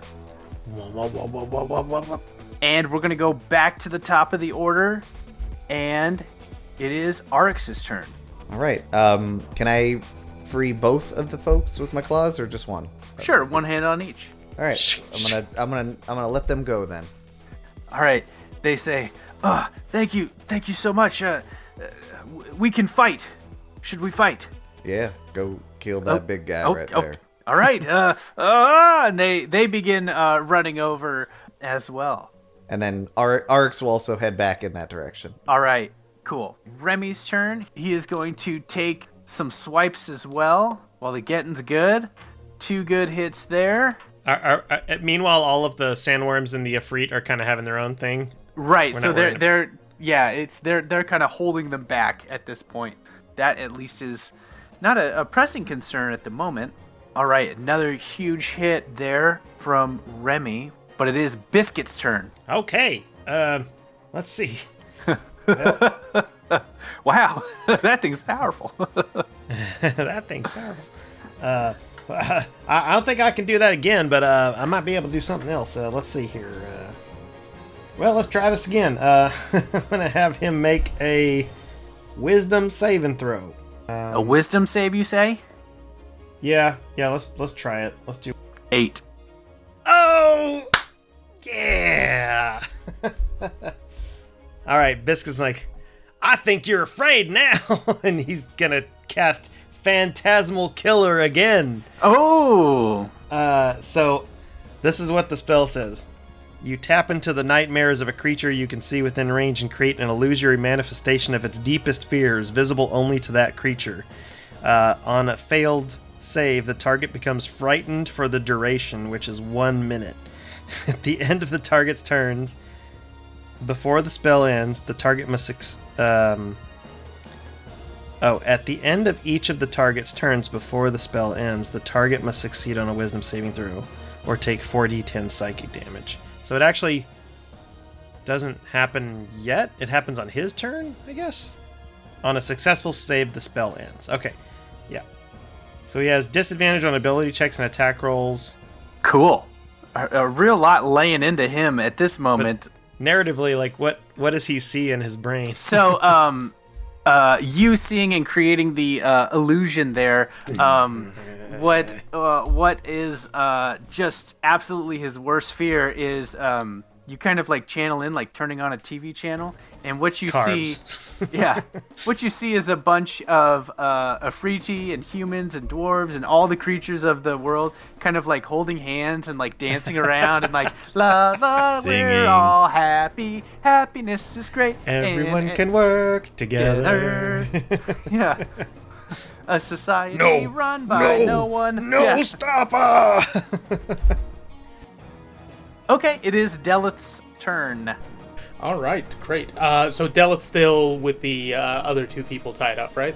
Oh, they're untied now. And Oh, they're untied, all and right. now everybody's going back up. Got it. All right. Well, I don't want to miss out on the action of this. I assume still paralyzed Ifrit. So You better get in there. Yeah, I run up as fast as I can. I don't know if I'll make it to him in time, but let's dash. Let's say you do. With a good dash, you're able to get within striking distance. Strike All right. away.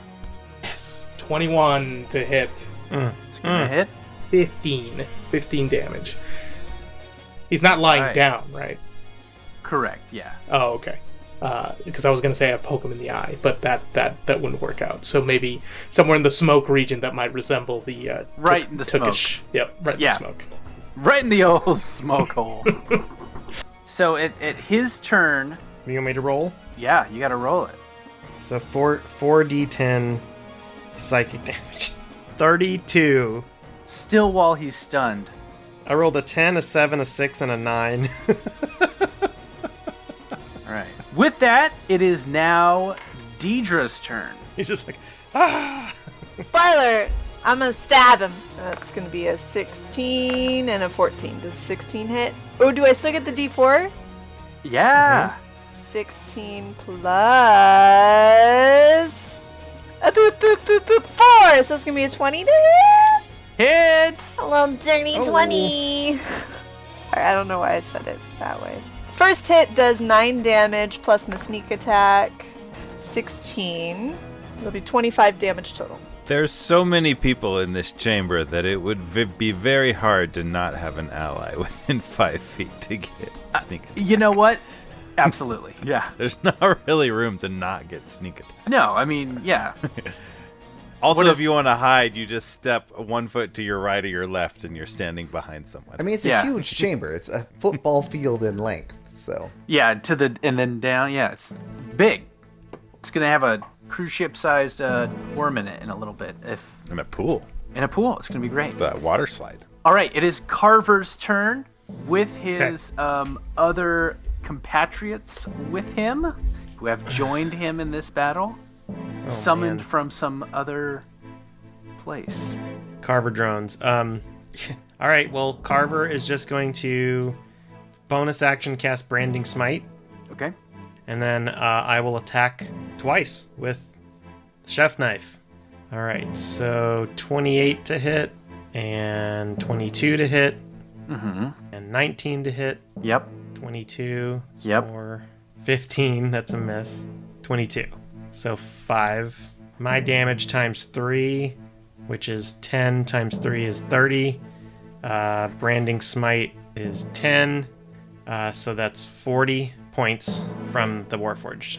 Chisel and the Steel Defenders, your favorite EDM punk band, are going to force rend. Oh man! So 24 to hit. Hits. Chisel's gonna do 6. That will be Another 18. Yeah, so 58 total. And that's our turn. And then Carver's gonna go away, back up a little bit because he's stunned. Describe your victory.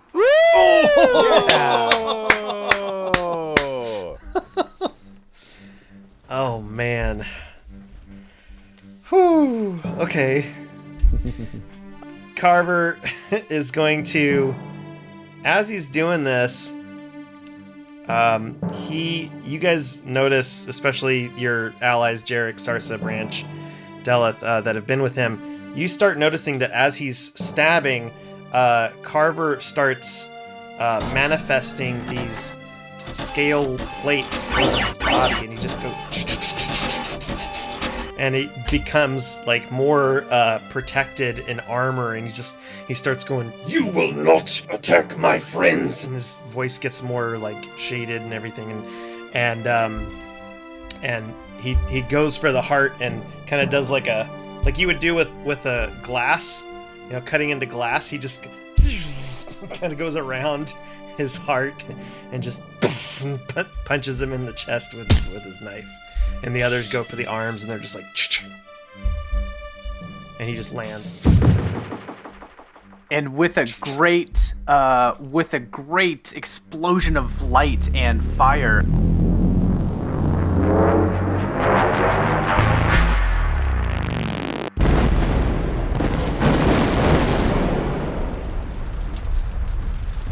and all that falls down is this black ash that slowly and gently falls down into this chamber.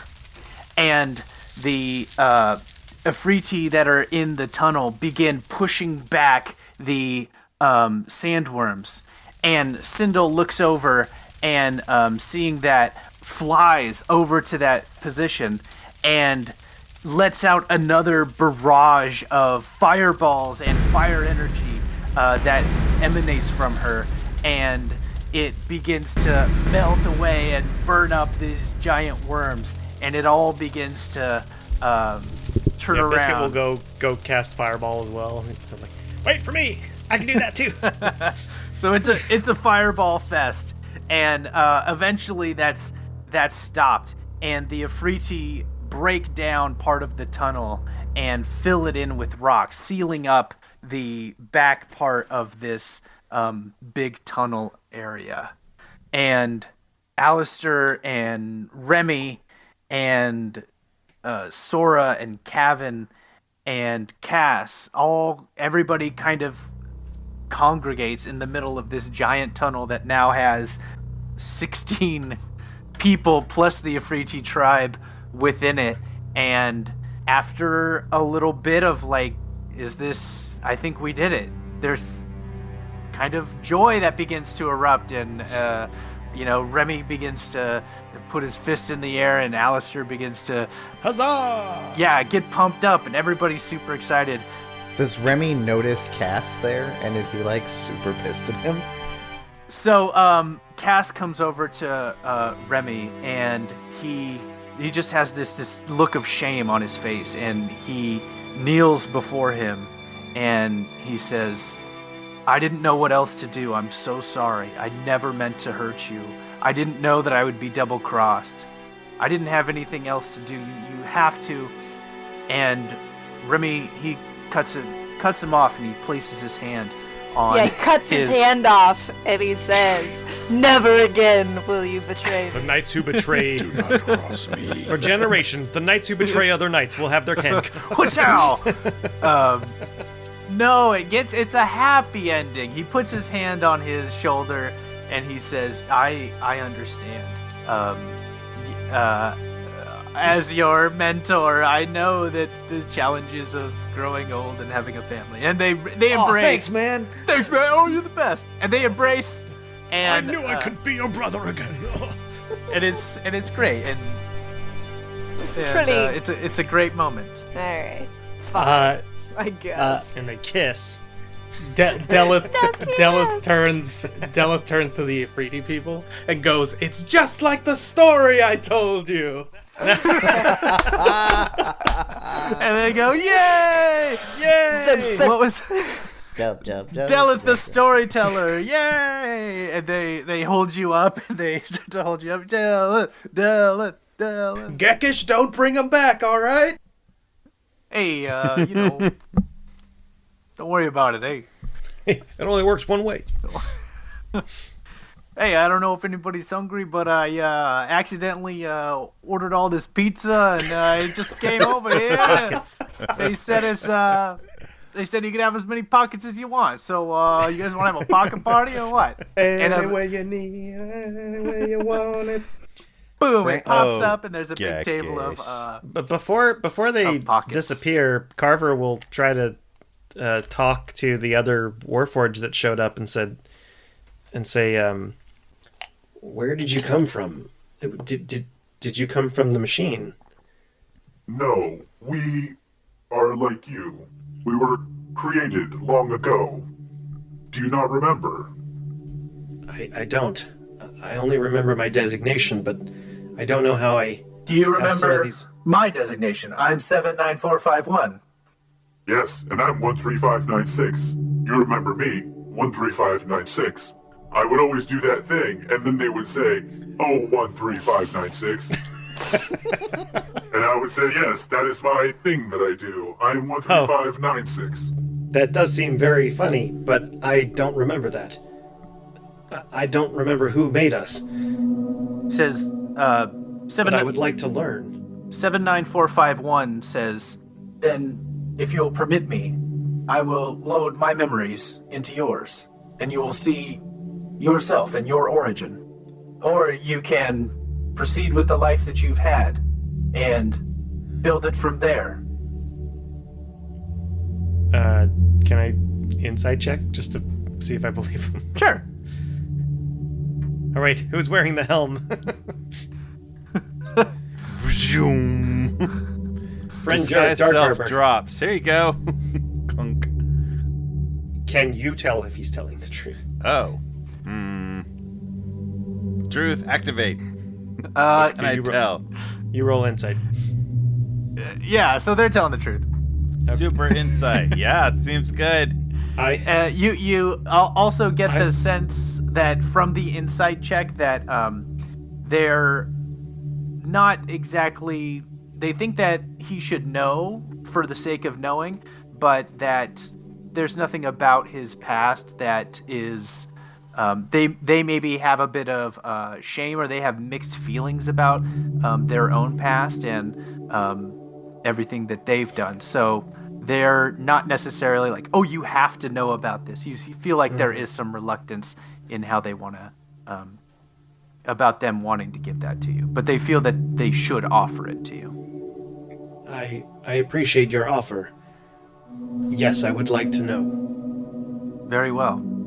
It all begins to flash back, and you see that you were created long ago, and by a dwarf who used these magical crystals and created you, and you were one of these many elite constructs. And what you get the sense of is that this person was using you for really nefarious purposes. And you flash back to all these instances of protecting this person and doing his bidding and hurting people and hurting others and doing all of this stuff. It's quite brutal. You find that your name, Carver, is actually from how vicious he would be with the blade and the sword. And while the name doesn't mean anything to you, it is one that has echoed through time. You were created by Voop Dedu. What? These other two were part of that elite group of constructs that he had made, and they were thought to have all been decommissioned and put away. And they inform you that they were shut down, or they were kind of in a low power state. They had been awakened from a vision from the Great Machine, and so they were able to locate you. And part of that was to reconnect and tell you this story, and to make sure that you understood your past and how you fit in that. So Carver takes all this in 3 seconds. Wow, that is... I now know who I was. And I turn to Jerik, who's and Sarsa, who are in earshot, and I say, I was created by a dwarf named Voop Dedu. Ooh, what? We know him. Yeah, we knew him. We got to play with some of his toys. We made a That big was the whole thing. It was a bizarre morph. Apparently. In that situation, I'm surprised you only have 2 legs and no tentacles, because I guess that's something that's kind of a fetish he developed Might have later. been, yeah, it came on a little later. And like, you know, it's amazing, Jerik, how people can change and develop as they age and grow into themselves. Yeah, they really level up. Anyway, But Carver. good for you, Carver. That seems like a big issue for you. That's a great mind that created you. A little strange towards the end, but fascinating. I'm not the Warforged I was, but I'm clearly on a different path now. Perhaps my purpose is to continue helping out the knights. Carver, it doesn't matter where you come from. It matters where you're going. Jerik, the Wise. Oh, let's not get ahead of ourselves. Yeah, It is nice to meet you, Jerik the Wise. I am 79451. It is also nice to meet you. I am 13596. 79451 and 7... 8675309. Where are you going now? Are you going back to your origin? There is not much for us to do.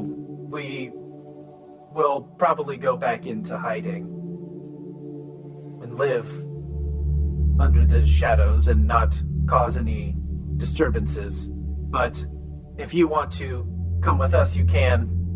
Or if you need help, we are excited to help you and put our uses to good. The realm as a whole needs help. And I turn back to Remy, and Carver says, My associates and I have skills that we can travel fast. We don't need food or water. We need other knights in our organization. I believe it would be best for us to start recruiting for you, to go to other realms and identify people that have these abilities. That would be helpful to the organization. Remy says, it indeed would. I don't know what's even left of the organization or what to expect here. We need to talk, and Alistair, we need to talk with Sora and Kevin, and we need to figure out exactly what's left and what we can do. But there's no doubt that we will need people willing to stand up for what's right and not to be bought and sold and turned against each other. You're more than welcome to stay, he says to 79451 and 13596. Jerik's gonna casually have a look at the leftover boots of Principal Order Decius and see if they're special in any way. They're crispy. Not anymore. He like pokes at them and they like evaporate into ashes. Like Yeah. It's Yeah, worth a shot. they're gone. Actually, Jerik, as you kind of dig around in those ashes, you pull up this big coin, and it's shiny metallic, and you think it might be made of platinum. So you're not sure what it's about, but you have this big platinum coin. oh, but somebody's already seen that. Bashir had the Platinum Syndicate coin from, he took it from Captain Dropoff. Mm-hmm. So if you see it, Do I see it? I hold it up. Look at this. Branch has seen one of those before, and he tells him the story. This Platinum Syndicate thing, that was interesting what happened. Gohal said there could be only one member of the Platinum Syndicate ultimately, and then he took out Principal Order Decius. This is... and Sarsa and Jerik, you remember hearing the mention of the Platinum Syndicate back with Kishara in season 2. That's right. When she was communicating with somebody, Lord Metre, I believe, about something, and saying the Platinum Syndicate wasn't holding up their part. If they have some sort of plan where there can be only one amongst them, maybe we could use that against them in some way. Are we now one of them because we have the coin? Because that big red guy defeated the boots guy, and now you have his coin, so are you now... I don't think that's how it works. I mean, I think it's more of like evil intent, you know? It's like, have you ever played Duck Duck Goose, you know, where it's like... Or not Duck Duck Goose. What am I thinking of? Red Rover? No. Frogs and Giggins? Froggies and hens. So, you know, like after a while, they get eliminated. And after a while, all you have is frogs, right? I mean, so Just the last frog. Oh, So- yeah. What we need is a list of all the frogs. Branch knows bad many guys. frogs. I have a frog. We just need to find out somebody that knows all of the people that have taken over all the realms. Oh, this is a metaphor. Yeah. Sorry. Well, I'm gonna hold on to this, and he pockets the Platinum Syndicate coin. Yeah, that's probably a good call, because I would have probably spent it at a bar. Deleth, do you know who might be aware of such information that's from realm to realm, despots and dictators that might be in charge of each place? I did meet a couple interesting people when I was in the Emerald Trade. One particular person, McTavish. I think we should speak to him. Sora's the person in the room that would have the best sense of that, and it's probably not that great. Kevin and Sora, identifying that all of you are knights, tells a bit about how they were kind of wrapped up into all of this. Give some more information about Decius kind of taking over this intelligence network program and then kicking them out of knowing about what was happening, and then ultimately sending people to capture them. And they were able, before Decius was really able to take over and kind of oversaturate the knights with all of the defectors and assassins and all the troublemakers that he had brought in, they were able to tell a few of their closest allies and a bunch of different knights to go into hiding and to await orders directly kind of from them. So they kind of inform you that there has been a great hiding of knights that Decius wasn't aware of. And so while he thinks that probably he has kind of eliminated most of all the key leadership, and especially with you guys out of the picture, probably there are some senior people that have kind of hidden away and tucked away and that have been quiet for some time. But they tell you that they're going to need a lot of help to kind of rebuild the entire organization from the ground up, and that they're going to be open and they're going to be transparent about things, and they're going to have to change the ways that things have been done from now on, and they're going to try and bring as many good people into it as possible.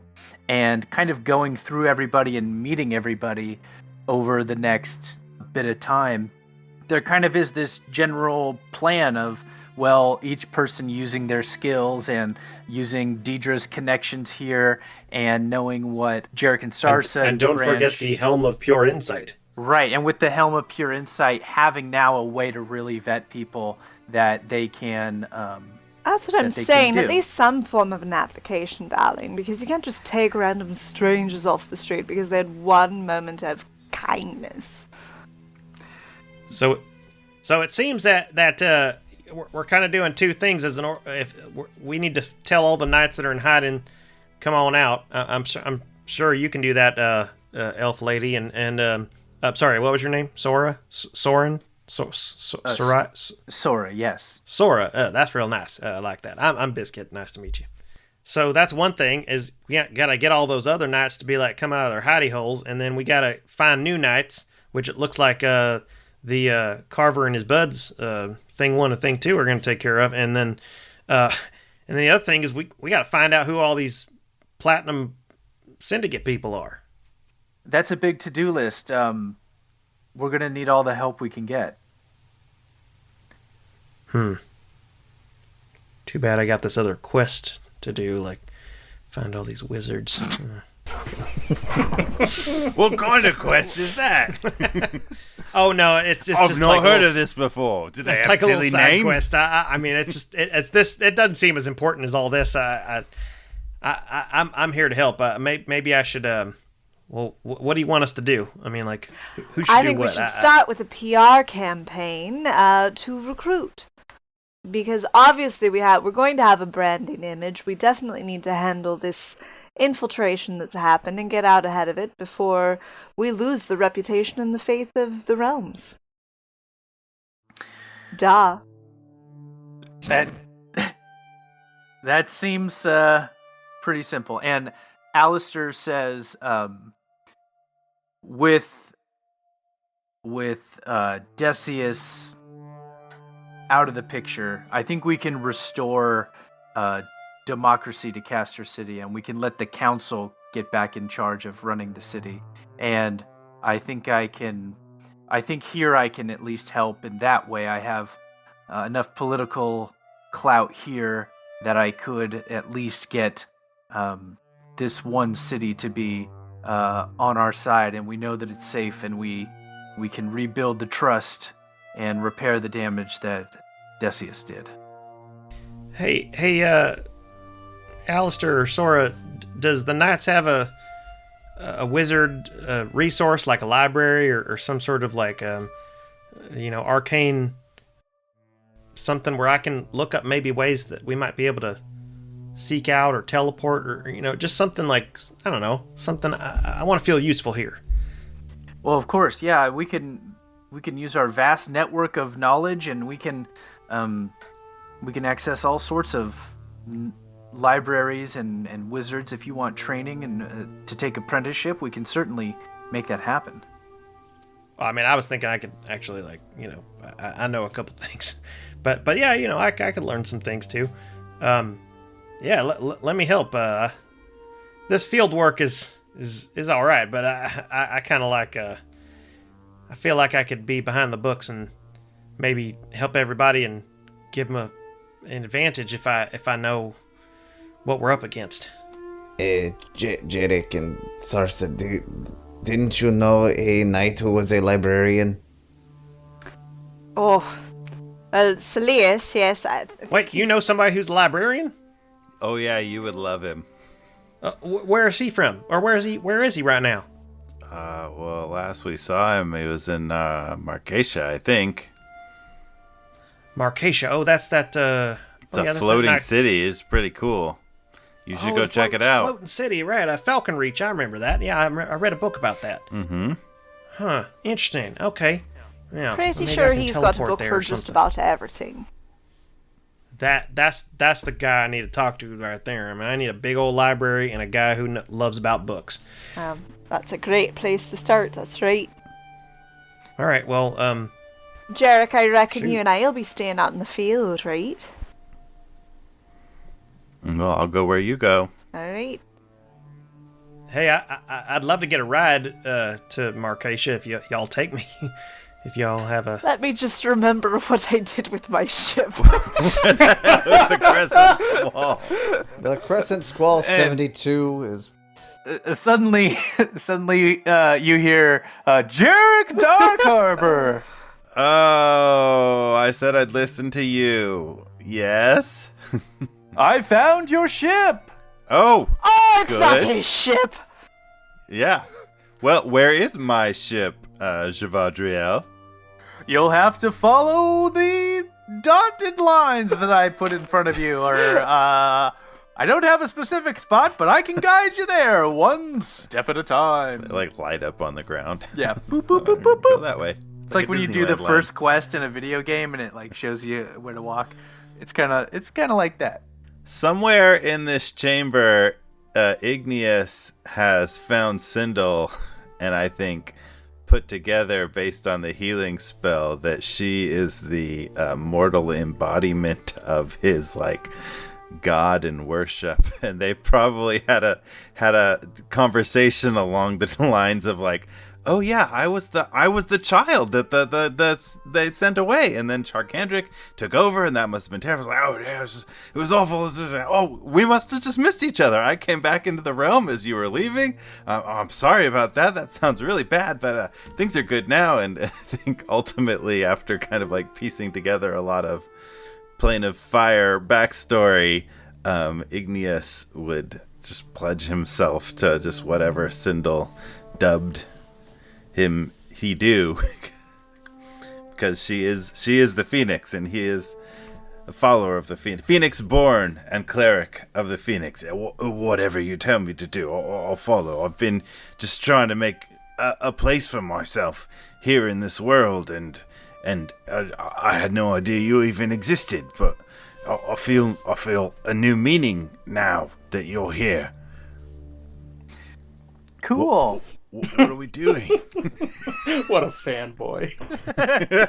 I kind of got my own thing going on, but like I'll call you maybe. All right, I'll do this knight thing then. All right. And fight the Platinum Syndicate and do what's right and fight in your name, the Cleric of the Light, Okay. Cleric of the Holy Phoenix. I shall defend your honor. Okay. Bye-bye. Cool. All right, it's great to meet you. I really appreciate it. Could you sign this? Could you sign this right here? Kevin comes over Sign and is my like, hey, anklet, my hey, anklet. No, you need to put No that away signatures. from my daughter, okay? All right, No all right. signatures. You need to Cool. get Thank you. stepping. This is great. This is great. Okay, thank you. Yeah, great. What are your intentions? I worship her. Yeah. So, Izo the Small and Hayes the Kind and Brahma the Glamorous and the other Afriti tribe, they come up to all of you and they say, we can't believe that after 5,000 years of Gohal the Brutal and his terrible life of pain and suffering that he's cast upon us and that he's influenced us to cast upon this world, we can't believe that he's finally gone. We can't tell you what it means that you've helped us to return to our home here in these caves and to rid the world of such a loathsome person. We're all truly in your debt. Well, it was all a day's work for Team Alistair Slate. They say we are gonna rebuild this home and we will keep Castor City safe from sandworms and we'll rebuild. We'll fill in this tunnel here and we will live in peace here forever thanks to you. And all of you begin to exit the cave and you go back out the way to Castor City. And as you guys emerge through the jungle, you get a glimpse down into this big metropolis. And all of you kind of having gone through all of these experiences and the people that you've met along the way and all of that kind of all comes together. And Remy and Alistair stop for a moment and Alistair says, all these people living in this city, they just have no idea of what just happened. And Remy says, the way it should be.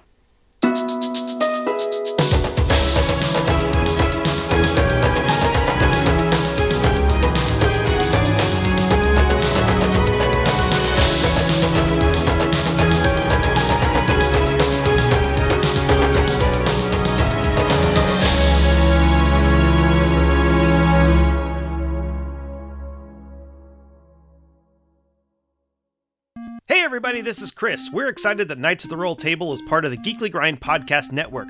But did you know that there are other geeky podcasts you can listen to? There totally are! Such as The Anime Fantasticness of Blake and Spencer Get Jumped, and Comic Book Keepers, where we talk about one superhero, hero, villain, or team one issue at a time. But we also have some new baby brothers in our podcast family. Explore the vast universe of geekdom with Geeksploration, or Talking Animation's Finer Details with JD's Ink and Paint Club. So check those out today. Escape your weekly grind at the Geekly Grind.